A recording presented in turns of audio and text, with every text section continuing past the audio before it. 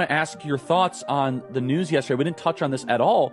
Donald Trump filed a lawsuit yesterday. Yeah, and it's probably, hopefully he's not listening, it's his best one yet. No. Oh, is that right? I think so. It's the most conclusive, comprehensive lawsuit. It's basically if you took the Russiagate investigation, which Jevin and I ran, and looked at it from a criminal perspective, what Donald Trump has done is said, okay, how do I encompass everyone from Comey, Clinton, Clapper, Brennan, and all the whole DNC crew on down? How do I get them civilly in federal court? And the way you do it is you utilize this thing called RICO, Racketeering Enforcement and Corrupt Organizations. We used to prosecute gangs under RICO statutes criminally. Cartels. You're right.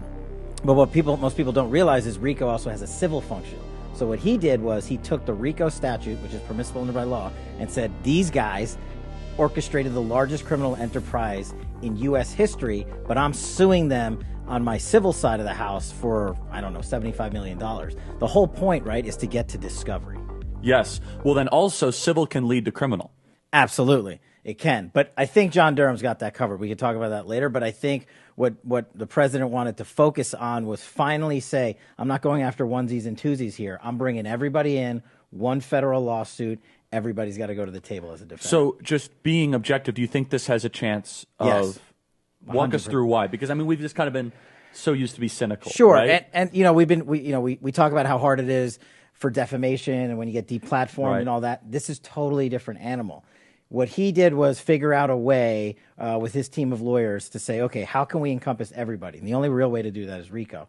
But is there a way to hold them accountable under that statute civilly? RICO permits that both monetarily with judgments north of $100 million, which he doesn't really care about.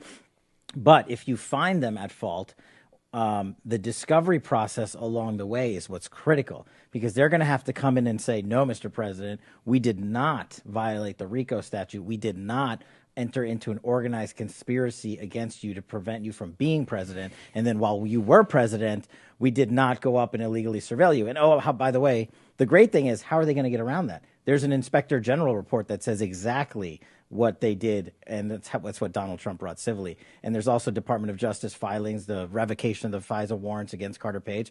How are they going to get around that? These are judicial rulings in place and concrete memorandum under oath that they can't dodge.